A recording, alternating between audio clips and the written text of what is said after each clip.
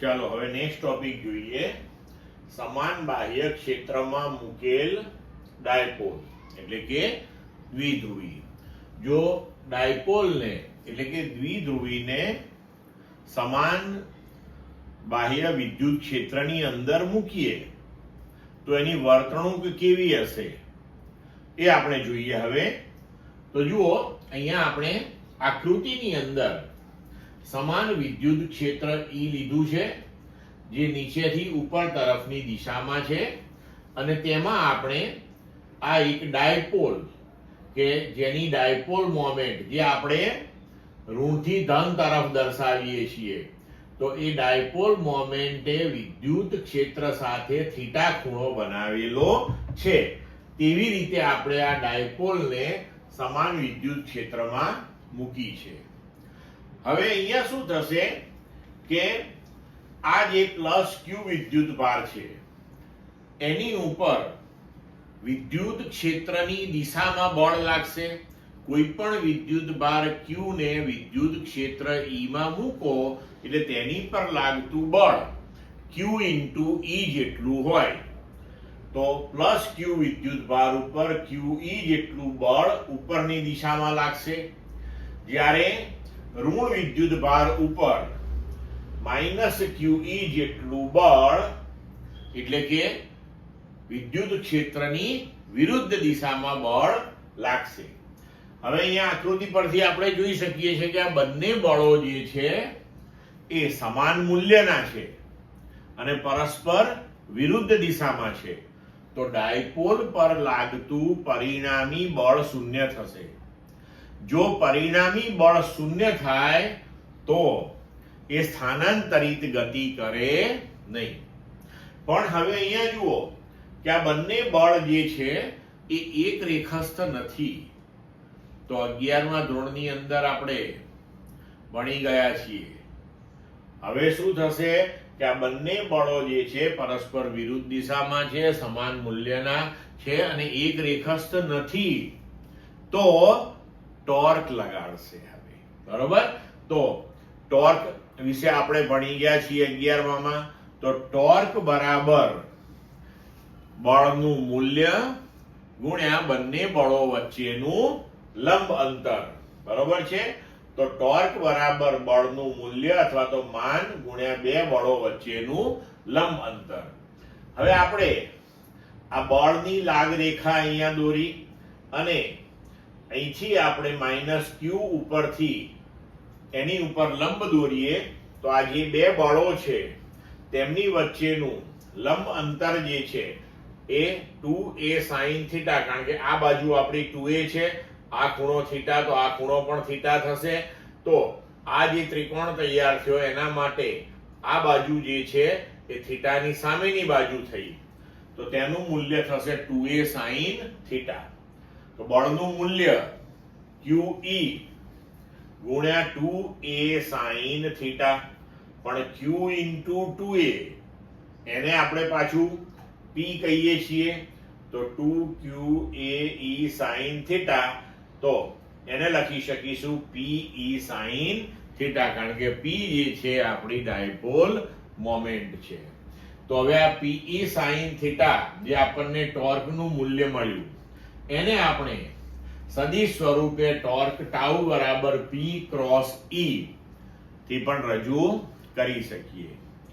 હવે અહીંયા ટોર્ક ની દિશા જે છે એ P અને E બંનેને લંબ હશે. બરોબર, કારણ કે આ ક્રોસ ગુણાકાર છે. બરોબર, તો એ બંનેને લંબ હશે અને જમણા હાથના સ્ક્રૂના નિયમથી તમે આ દિશા નક્કી કરી શકો છો. હવે આ ટોર્ક જે છે એની અસર હેઠળ આપણી ડાયપોલ જે છે એ વિષમ ઘડી દિશામાં થીટા ધીમે ધીમે ઘટતો જાય એવી રીતે ભ્રમણ કરશે.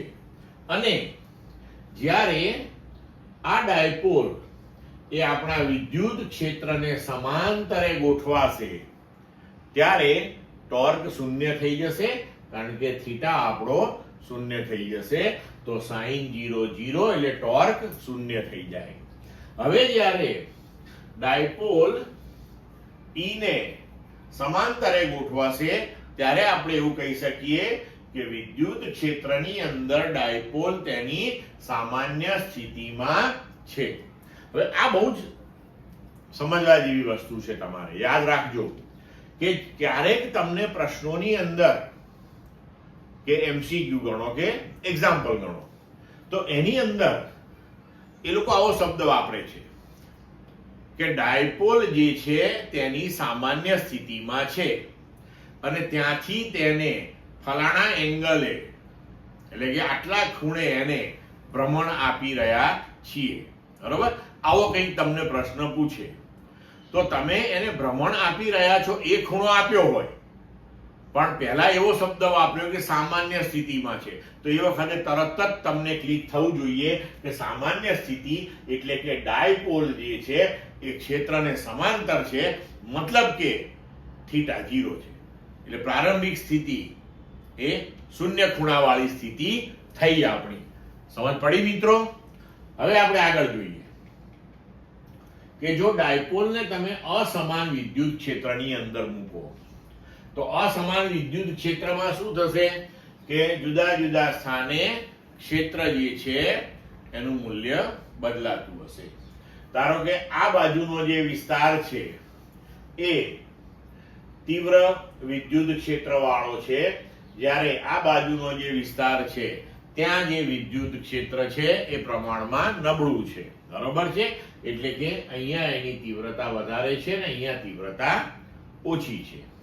હવે આવા જ્યારે અસમાન ક્ષેત્રની અંદર જો ડાયપોલને મૂકવામાં આવે તો પ્લસ Q અને માઇનસ Q વિદ્યુત ભારો જે છે એ બંનેના જે સ્થાન છે તે સ્થાને વિદ્યુત ક્ષેત્રની તીવ્રતાઓ જુદી જુદી હશે.